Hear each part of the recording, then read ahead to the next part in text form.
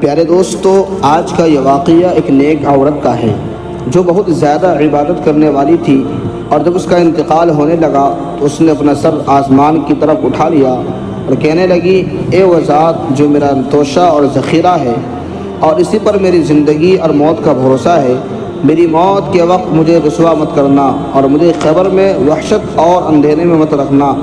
دوستو، جب انتقال کر گئی تو اس کے لڑکے نے یہ اہتمام شروع کر دیا کہ ہر جمعہ کو وہ اپنی ماں کی قبر پر جاتا اور قرآن پاک پڑھ کر اس ماں کو ثواب بخش دیتا اور سب قبرستان والوں کے لیے دعائے مغفرت کرتا۔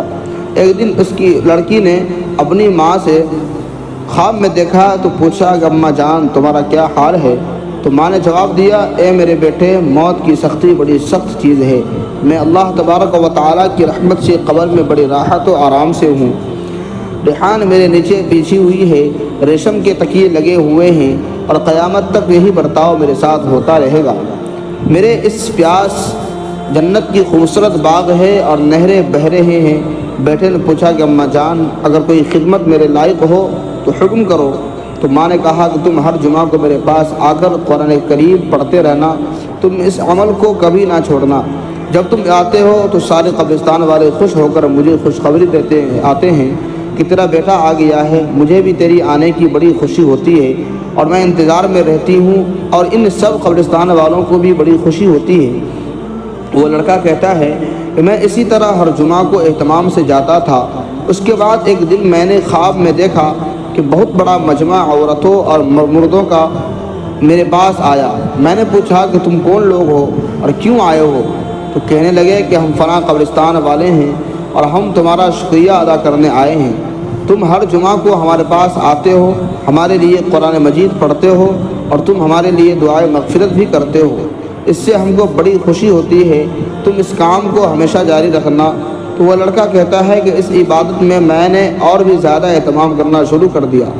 دوستو، اللہ رب العزت سے دعا ہے کہ اللہ پاک ہم سب کو قبر کے امتحان کی تیاری کرنے کی توفیق عطا فرمائے اور ہمیں نماز پنجگانہ عطا کرنے والا بنائے، اور ہمارے جو بھی عزیز و اقربا اس دنیا سے گزر گئے ہیں اس کے درجات کو بلند فرمائے اور انہیں جنت الفردوس میں اعلیٰ مقام عطا فرمائے۔ کمنٹ باکس میں آمین ضرور لکھیے گا۔ دوستو، اب ہم آپ کو حضرت علی رضی اللہ تعالی عنہ کے حوالے سے دو ایسی عورتوں کے بارے میں بتانے والے ہیں تو دنیا میں ہی منحوس سمجھی جاتی تھی۔ وہ عورتیں کون کون سی ہیں آگے ہم آپ کو ضرور بتائیں گے۔ دوستو، عورت کا تو دنیا میں پہلا رخ ہی رحمت ہے، بیٹی بن کر پورے خاندان کے دلوں پر راج کرتی ہے، بہن بن کر بھائی کا سچا دوست اور ماں کا بازو بن جاتی ہے، اور جب بیوی بنتی ہے تو ہمیشہ ساتھ نبھانے والی ہر دکھ اور ہر سکھ میں ساتھ بن جاتی ہے، اور جب ماں بنتی ہے تو اللہ تبارک و تعالیٰ اس عورت کا مقام اتنا بڑا دیتا ہے کہ جنت کو اٹھا کر اس کے قدموں میں رکھ دیتا ہے۔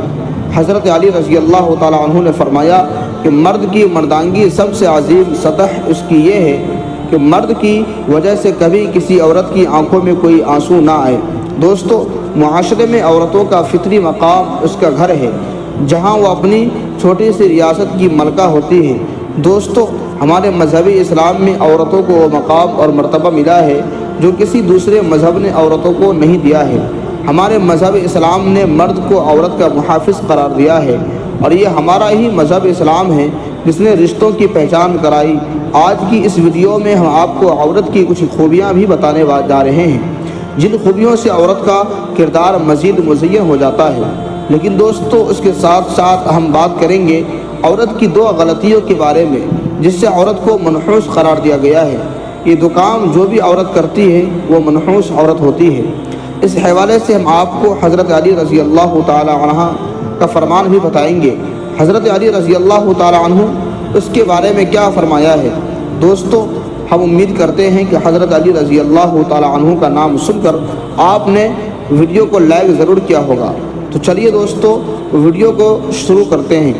ایک مرتبہ حضرت علی رضی اللہ تعالی عنہ کے پاس ایک شخص آ کر کہنے لگا، اے خلیفہ رسول، وہ کون سی عورت ہے جو گھر میں منحوس سمجھی جاتی ہے؟ تو حضرت علی رضی اللہ تعالی عنہ نے فرمایا، اے شخص، اللہ تعالیٰ نے کسی کو منحوس نہیں بنایا ہے، لیکن افسوس یہ انسان کے اعمال ہی ہوتے ہیں جو انسان کی زندگی کو پریشانیوں میں دھکیل دیتے ہیں۔ تو اس نے وہ پوچھا، اے علی، وہ کون سا کام ہے؟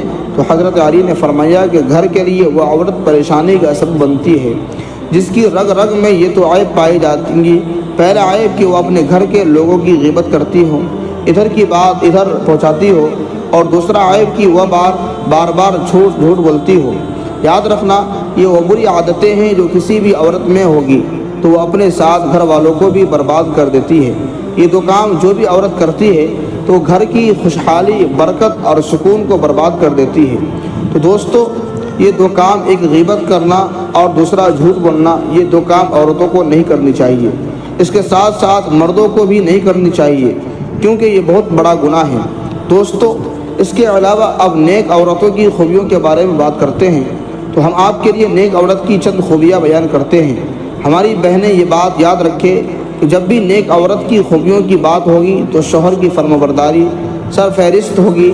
قرآن پاک میں اللہ تبارک و تعالی فرماتا ہے کہ نیک عورتیں وہ ہیں جو فرمانبردار ہیں اور شوہر کی غیر موجودگی میں اپنے جان اور مال اور عزت و آبرو کی حفاظت کرنے والی ہے۔ نبی کریم صلی اللہ علیہ وسلم سے پوچھا گیا کہ سب سے بہترین عورت کون سی ہے؟ تو آپ صلی اللہ علیہ وسلم نے فرمایا کہ وہ عورت ہے جب شوہر اسے دیکھے تو خوش ہو جائے، اور جب شوہر اسے حکم دے تو اس کی اطاعت کرے، اور اپنی جان و مال میں شوہر کا ناپسندیدہ کام نہ کرے اور اس کی مخالفت نہ کرے۔ عورت کی محبت اور اس کی اطاعت میں سب سے زیادہ حقدار اس کا شوہر ہے۔ اس کا اندازہ اس بات سے بھی لگایا جا سکتا ہے کہ نماز عبادت کی نہایت ہی اعلیٰ قسم ہے اور سجدہ اس کی چوٹی ہے، لیکن شریعت میں اس کا مقام اور مرتبہ واضح کرنے کے لیے اتنی اونچی مثال بیان کی ہے۔ حدیث پاک میں آتا ہے کہ حضرت ابو ہریرہ رضی اللہ عنہ فرمایا کہ میں نے رسول اکرم صلی اللہ علیہ وسلم کو ارشاد فرماتے ہوئے سنا ہے کہ میں اللہ تبارک و تعالیٰ کے سوا اگر کسی کو سجدہ کرنے کا حکم دیتا تو بیوی کو حکم دیتا کہ وہ اپنے شوہر کو سجدہ کرے۔ پھر نبی پاک صلی اللہ علیہ وسلم نے فرمایا، اس ذات کی قسم کہ جس کے قبضے میں محمد کی جان ہے، عورت اس وقت تک اپنے پروردگار کا حق ادا نہیں کرتی جب تک کہ وہ اپنے شوہر کا حق ادا نہ کرے، حتیٰ کہ جب شوہر اسے بلائے اور وہ آ کر سواری پر بھی ہو تو اپنے آپ کو نہ روکے، شوہر کے پاس جائے۔ صحیح حدیث میں ہے کہ جس شوہر کو اپنی بیوی سے تکلیف ہوتی ہے تو جنت کی حوریں اسے بددعا دیتی ہیں۔ دوستو، نیک عورت کی ایک بڑی خوبی ہے کہ ستر و حجاب کی مکمل پابندی کرنے والی ہوں۔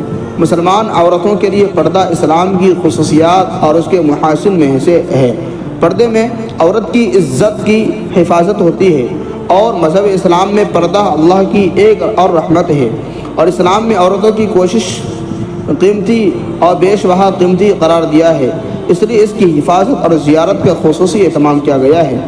زمانہ جاہلیت میں پردے کا کوئی اہتمام نہیں تھا، پردہ صرف اور صرف اسلامی حکم ہے۔ یہاں پر ہر ایک بات بتاتے چلے کہ شوہر کی اطاعت کتنی اہم ہے۔ قرآن و حدیث میں اس کی تاکید کس طرح سے آئی ہے، جو کام کرو اس میں اپنے شوہر کی اجازت حاصل کرو۔ چند حدیث پاک آپ کے لیے عرض کرتا چلوں۔ نبی کریم صلی اللہ علیہ وسلم فرماتے ہیں کہ کوئی عورت اپنے شوہر کے غیر موجودگی میں اس کی اجازت کے بغیر روزہ بھی نہ رکھے۔ اس طرح عورتوں کے لیے حکم ہے کہ شوہر کی اجازت کے بغیر کسی کو گھر میں داخل نہ ہونے دے، کیونکہ اللہ تبارک و تعالیٰ کا ارشاد ہے، جب کوئی اجنبی مرد کسی غیر عورت کے ساتھ تنہائی میں ہوتا ہے تو اس میں تیسرا شیطان بھی ہوتا ہے۔ ایک مسلمان مرد کو بھی چاہیے کہ عورت کے پاس اس کے شوہر کے غیر موجودگی میں نہ جائے۔ نبی پاک صلی اللہ علیہ وسلم کا ارشاد ہے، کوئی مرد کسی اجنبی عورت کے ساتھ بغیر ضرورت کے تنہائی میں نہ بیٹھے۔ دوستو، اب ہم آپ کو بتاتے چلے کہ عورتوں کی آواز بھی پردہ ہے، وہ اجنبی مرد کے ساتھ ان شرائطوں کے ساتھ بات کر سکتی ہے۔ پہلی شرط یہ ہے کہ آواز میں لچک اور شیرینی جیسی مٹھاس نہ ہو۔ دوسری شرط صرف بقدر ضرورت بات کرے، جتنی ضرورت ہو اتنی ہی بات کر سکتی ہے۔ تیسری شرط ہے کہ پردے کی اوڑ سے بات کرے۔ اسی طرح شوہر کو بھی چاہیے کہ کسی غیر محرم سے بات نہ کرے، کسی غیر عورت سے بلا وجہ بات نہ کرے۔ دوستو، ہم امید کرتے ہیں کہ آج کی یہ ویڈیو آپ کو پسند آئی ہوگی۔ ملتے ہیں ایک اور ویڈیو کے ساتھ، تب تک کے لیے خدا حافظ۔